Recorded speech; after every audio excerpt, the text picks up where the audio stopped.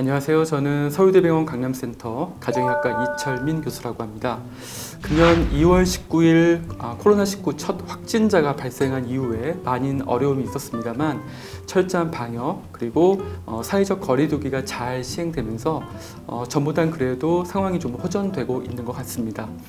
잘 알고 계신 것처럼 코로나19는 나이가 좀 많으신 분들이라든지 또는 기저질환이 있는 경우에는 중증으로 진행해서 사망률이 훨씬 높아지게 됩니다. 이에 대해서 4월 4일 질병관리본부는 담배를 피우는 흡연도 고위험군으로 분류하겠다고 발표를 했는데요. 오늘은 코로나19를 악화시키는 이 담배에 대한 내용으로 자세히 좀 여러분들께 설명을 드릴까 합니다. 잘 알려져 있는 것처럼 흡연은 급성 및 만성 호흡기 질환의 발생과 악화에 큰 영향을 미치는 것으로 이제 알려져 있습니다. 담배를 피우면 본인은 물론 간접 흡연에 노출되는 친구들이나 또 동료들, 또 가족들도 호흡기 질환이 훨씬 취약한 상황이 될 수 있습니다. 현재 이제 코로나19의 형제뻘인 바이러스가 몇 가지 있었죠. 많이 들어보셨 사스, 또 메르스 이런 것들인데요. 이런 이제 코로나 바이러스 전체적인 계열도 예외가 아니라서 이런 이제 사스, 메르스도 흡연자에서 훨씬 더 많이 걸리고 또 중증으로 이완되는 확률도 높은 걸로 알려져 있습니다. 이는 아마도 흡연으로 인해서 기관지의 만성적인 염증 그리고 폐에 이제 손상이 생기기 때문에 바이러스와 세균에 취약한 상황을 초래하는 것으로 이해를 하고 있습니다.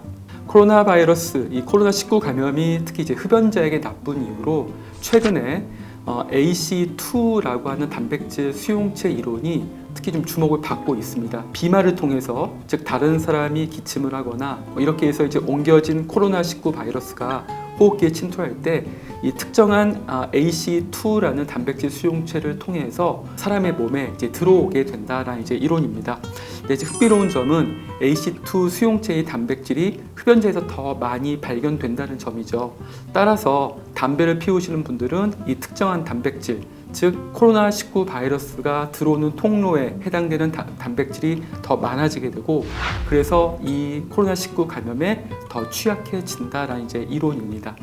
이런 이제 생물학적인 이론 외에도 생각을 해보시면은 충분히 왜 더 많은지를 알 수 있는데요. 담배를 피우는 분들은 자연스럽게 손을 입이라든지 또는 코에 갖다 댈 가능성이 훨씬 더 많습니다. 담배를 피우시면서 더 많이 갖다 댈 위험이 크고요. 또 담배를 피우실 때 혼자서 피우시는 분도 있지만 흡연 구역이라고 하는 이런 이제 밀집된 공간에서 같이 담배를 피우실 때는 감염의 위험이 훨씬 더 이제 높은 것을 알 수 있습니다. 조금 더 이제 학술적으로 어느 정도 더 문제가 되는지를 여러분들께 설명을 좀 드릴까 합니다. 미국 CDC라고 하죠. 미국 질병통제센터에서 현재 공식적으로 인용하고 있는 연구가 있는데요. 올해 4월 7일 미국 의학협회지 자마라고 하는 이 학술지에 발표된 내용으로 중국에서 발생한 7만 2천여 건의 케이스를 분석한 결과입니다. 여기서 나타난 평균 사망률은 2.3%였습니다. 하지만 이제 나이가 들수록 사망률은 점점 증가하게 돼서 70대에서는 8% 정도, 또 80대 이상에서 14.8% 정도를 기록하고 있는 것으로 알려져 있죠. 또 만성 질환에 따라서 위험도가 또 역시 올라가게 되는데요. 만성 심장 질환인 경우에는 10.5%, 또 당뇨도 7.3%, 만성 호흡기 질환이 원래 있었던 분들은 6.3%, 또 고혈압도 6%, 또 암을 전에 진단받으셨던 분들도 5.6% 정도가 사망하는 걸로 알려져 있어서요. 평균 사망률 비교했을 때 어느 정도 더 위험도가 된다는 것을 이제 유추를 할 수 있습니다. 아쉬운 것은 이 연구에서는 중국에서 이제 조사를 할 때 개별적인 흡연 여부를 모두 포함해서 조사를 하지 않았기 때문에 이 연구 결과에서는 흡연에 의한 영향이 따로 제시되어 있지 않습니다. 대신에 다른 여러 가지 작은 규모의 연구들도 현재는 많이 나와 있는데요. 담배를 피우는 경우에 중증도 위험, 즉 중증으로 진행할 확률이 14배 정도 높아진다는 굉장히 심각해 보이는 그런 보도가 있었습니다. 이 인용된 연구는 중국 의학저널, 중국에서 이제 만들어진 저널이죠. 이 저널에 보고된 78명의 확진자를 보고한 연구입니다. 미국 의학협회지에 발표된 이제 대상자가 7만 명이 넘었으니까 한 1000분의 1 정도밖에 안 되거든요. 이렇게 해서 소규모로 발표된 이제 연구이다 보니까 그 결과를 그대로 받아들이기에는 좀 한계가 있습니다.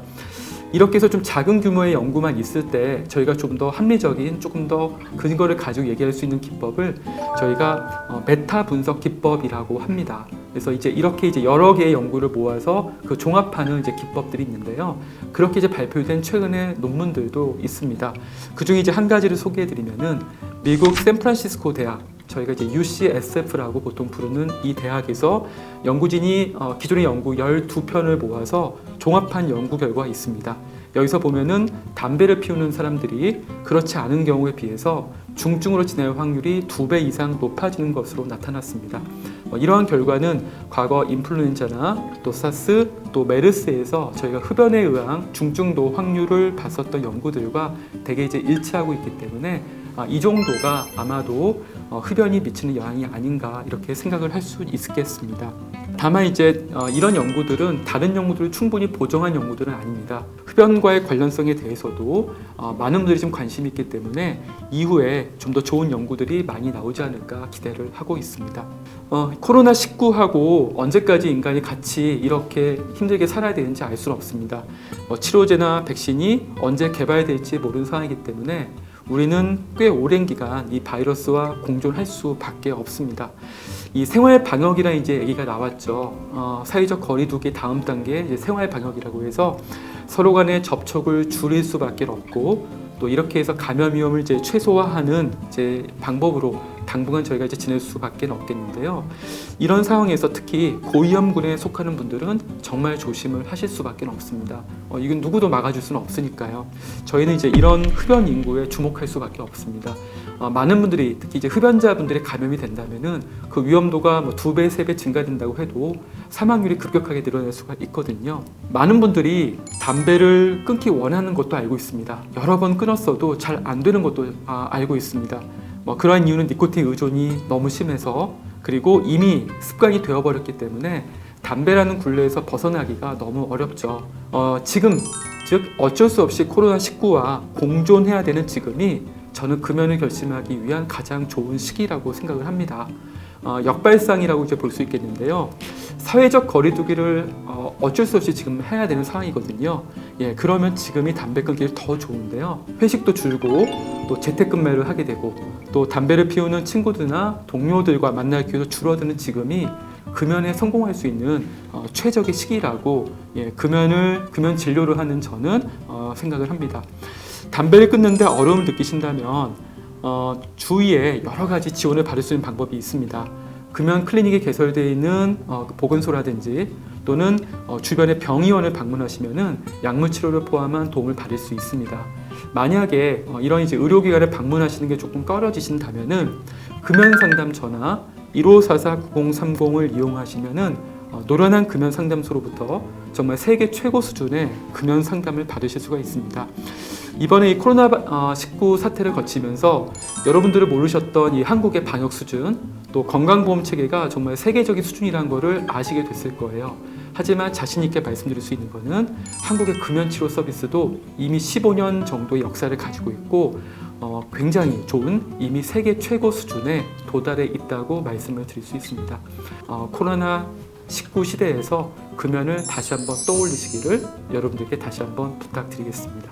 감사합니다.